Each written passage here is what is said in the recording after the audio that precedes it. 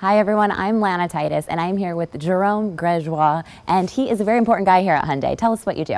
I'm a senior manager for the Hyundai Technical Center, and I work on powertrains. And today you're going to talk to us about something very specific, the NEXO. It's powered by hydrogen, but it's actually electric. Can you break that down for us? That's correct. We call it a fuel cell electric vehicle. So it is a electric vehicle, an electric motor drives the wheels, but instead of storing its electricity in the form of a battery, it has a power plant that's next to us. What it does is it's creating its electricity real time on demand through an electrochemical process. Got it. So you're saying the vehicle doesn't require a bunch of heavy batteries to operate? So yes, electric vehicles are storing their energy in batteries, and the batteries can be large, they can be heavy, they can be expensive, and instead of using those large batteries, we have 3 tanks in the NEXO that store compressed hydrogen, and those tanks are small enough that we do not need to intrude into the cargo space or the passenger space inside the vehicle. All right, Jerome, so how does the NEXO convert hydrogen into electricity and move the NEXO down the road? All right, so you're looking at the heart of the vehicle, which is what's unique with fuel cell vehicle, is the power plant that will make electricity on demand as you need it. The way it works is it brings the hydrogen from the tanks that are at the back of the vehicle, and when the hydrogen goes into the stack, which is the centerpiece here, it splits into protons and electrons. And the protons are small enough that they will cross a membrane and meet with oxygen and create water, which is the one byproduct.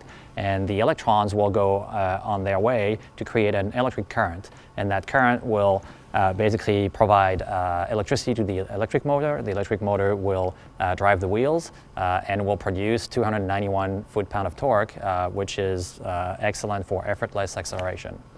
That will definitely get you on those California freeways. Yes, you'll have no problem going on ramp and beat traffic into the carpool lane. Okay, Jerome, so what exactly am I looking at here? How does the fuel stack convert hydrogen into electricity?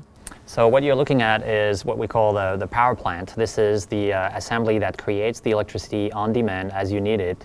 And the centerpiece here is what we call the stack. This is where the hydrogen will basically split and create electricity and water.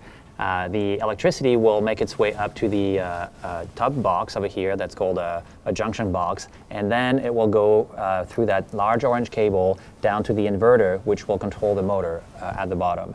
From that point, it's exactly the same setup as a battery electric vehicle. The difference is that instead of bringing that energy from a battery, we make it here up top next to the motor on demand as you need it. All right, Jerome, let's talk about the hydrogen tanks. Yes, so we talked about how do we store the energy, how do we store the hydrogen, and then we had 3 tanks that are in the back of the vehicle, so you can easily see 2 of them here, and there's a third one that's going to back in this region. So how much do these tanks hold and how far can they get me? The tanks contain 14 pounds of hydrogen. It's about 6.3 kilogram. If you wanted to have a battery that contains as much energy, you would have to have a 2,000-pound battery. And that's where you get some energy savings because you don't have to carry all that weight as you're driving. This is enough energy to get you 380 miles, and you can refuel those tanks in less than 5 minutes, which is what you would have to compare to about an hour if you were fast charging a battery with the same energy. Jerome, this has been very insightful. Thank you so much for taking the time today to explain to myself and everyone how the fuel cell stack works in the Hyundai NEXO.